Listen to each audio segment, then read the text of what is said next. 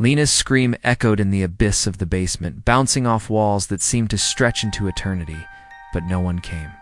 The hand clamped over her mouth burned with an unnatural cold, searing through her skin and deep into her bones.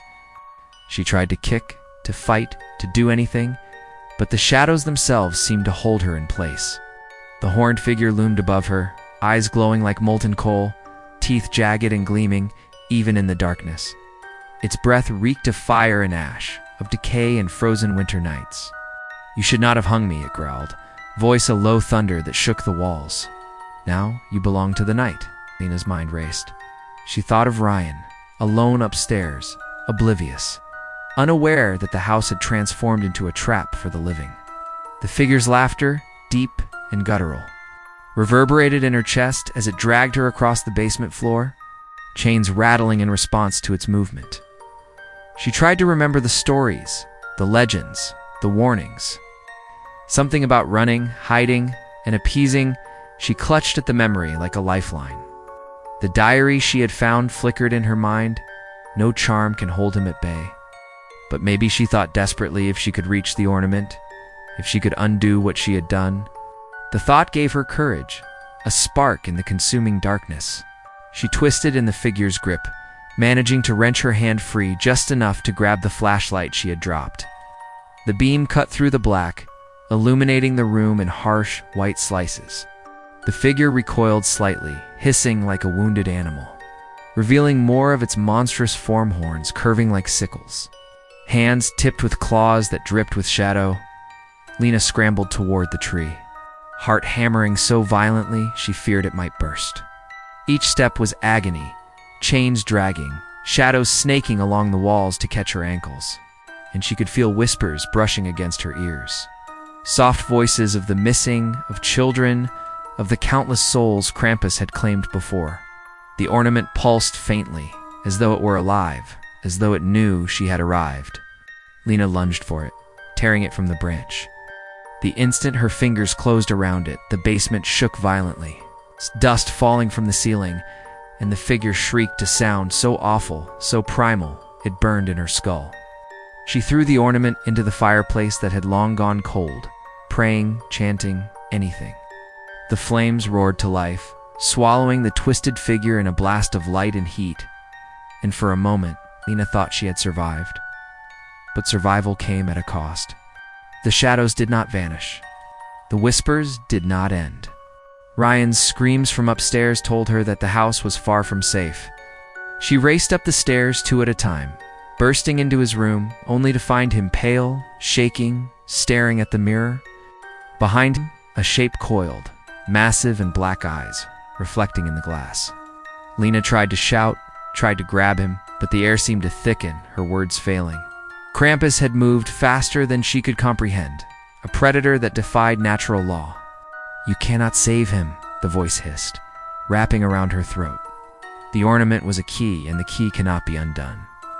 She watched in horror as the figure lunged at Ryan, whose scream was torn from him before it even left his lips.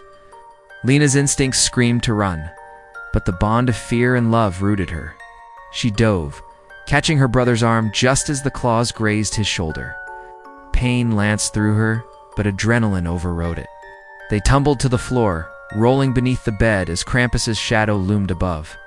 Its breath was frost and smoke, its claws scraping against the wooden floorboards like 1,000 knives. Lena remembered something desperate and ancient she had read in the diary. The Punisher thrived on fear, on hesitation. If she could act boldly, if she could confront it with defiance, she had no choice but to try. Lena scrambled out from under the bed, grabbed a heavy lamp, and swung at the figure. The blow connected, but the lamp passed through it as if striking mist. The horned entity laughed, a sound that split her mind, and the walls themselves seemed to pulse with it. Then, out of sheer terror, Lena screamed, not a scream of pain, but of rage, of refusal to be a victim. The figure paused, tilting its head as though intrigued. She threw everything at it, books, the flashlight, the furniture, and for a brief, heart-stopping moment, she felt a shift in the air. Krampus recoiled, eyes narrowing, and then, with a sudden burst, it lunged toward the front door. Lena realized, in a flash of icy comprehension, that it wanted to escape into the night, to spread. To hunt beyond the house, desperation became clarity. She ran to the fireplace where she had thrown the ornament and grabbed whatever remained of it, hurling it against the icy window. The glass shattered, lightning crackling through the shards.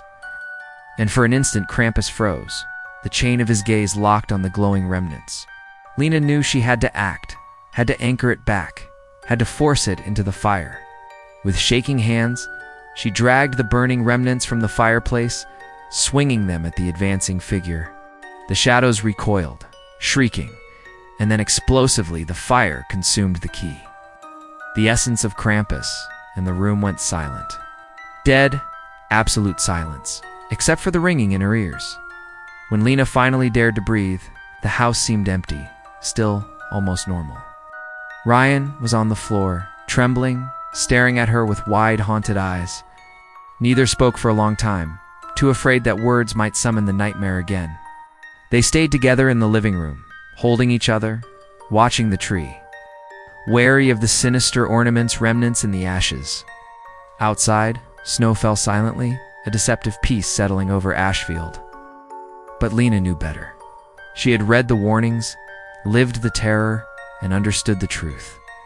Krampus never truly dies. The horned punisher is patient, waiting, watching from the edges of holiday cheer, drawn to curiosity, to fear, to the disobedient hearts of children and adults alike. The following days were a blur. They packed what they could and left the house, leaving behind memories, furniture, and the lingering chill of the basement.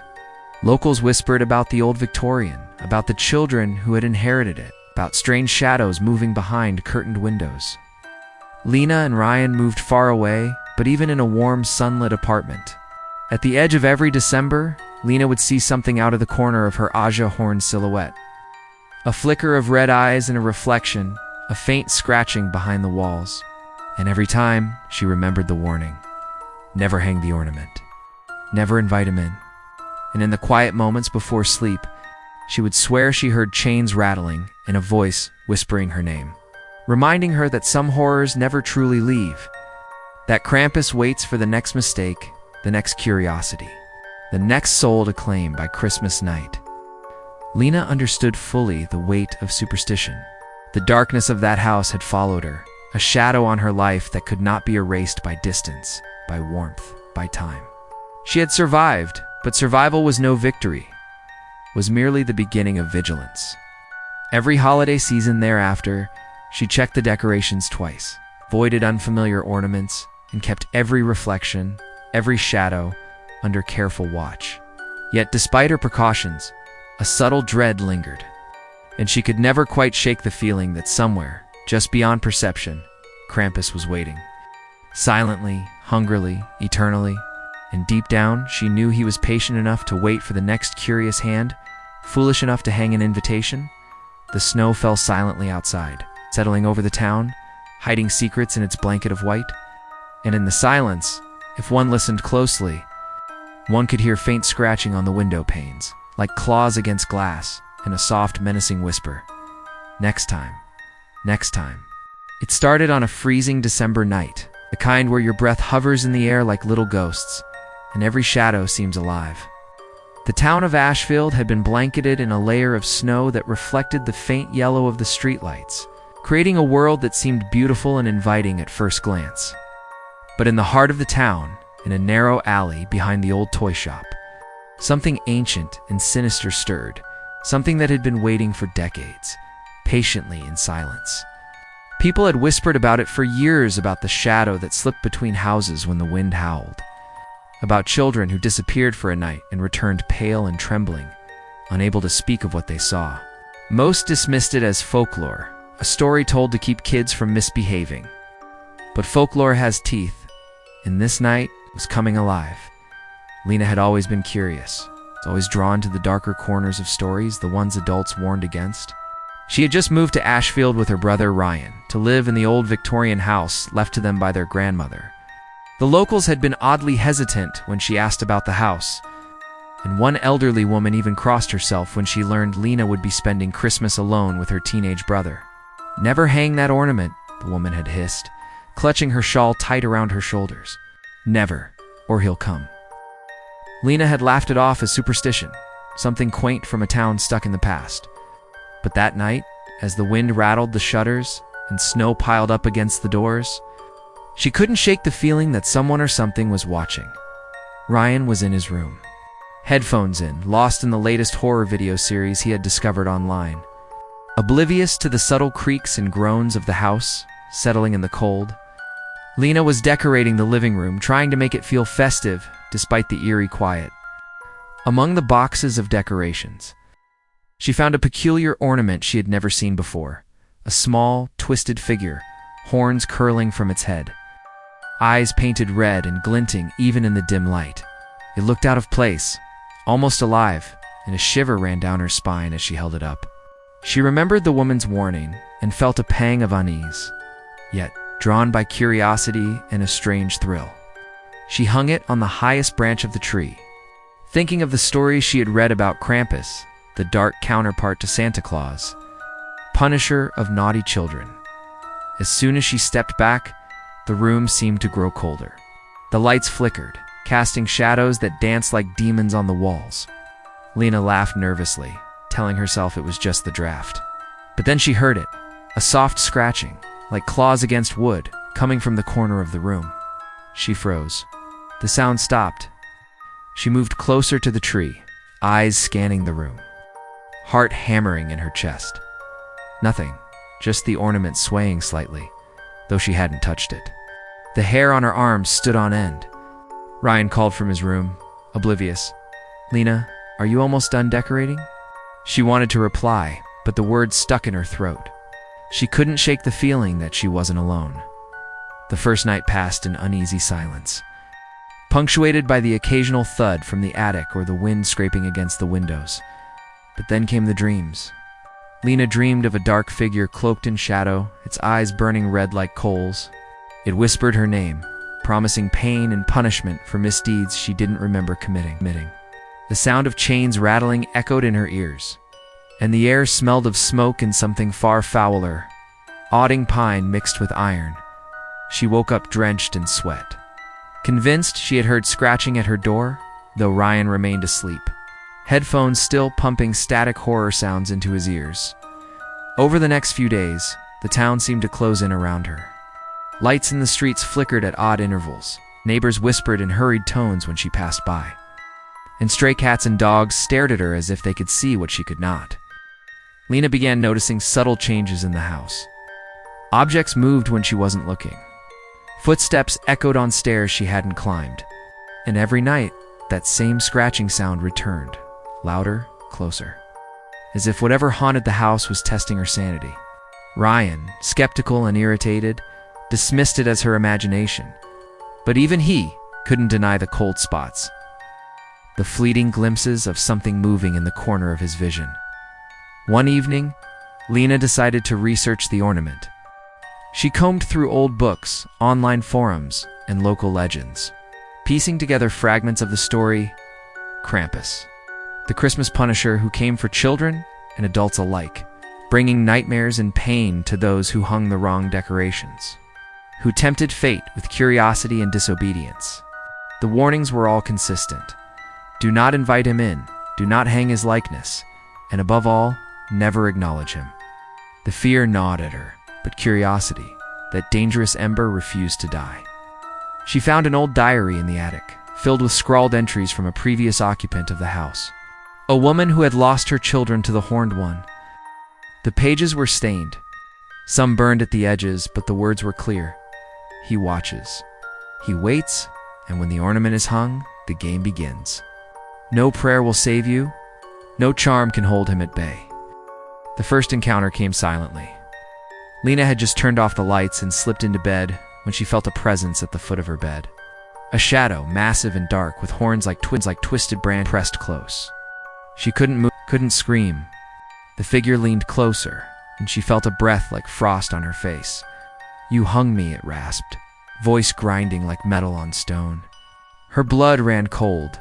She tried to blink it away, tried to convince herself she was dreaming, but when she opened her eyes, the room was darker than before, the window frames pulsing with unnatural blackness, the snow outside crawling like living things. Ryan woke to her screams, barging into her room with a flashlight. But when the beam cut through the darkness, nothing was there. The ornament on the tree seemed ordinary again, harmless, but Lena knew better. The house had changed. Shadows no longer obeyed logic. Sounds no longer belonged to the natural world. And every night, the figure returned, growing bolder, whispering threats that left her sleepless and trembling. Soon, Krampus's influence seeped beyond the walls of the house. Lena began seeing him reflected in shop windows, in puddles of water on the street, even in the mirrors at Ryan's school. People around her started disappearing for hours, coming back with hollow eyes, speaking in voices that weren't their own.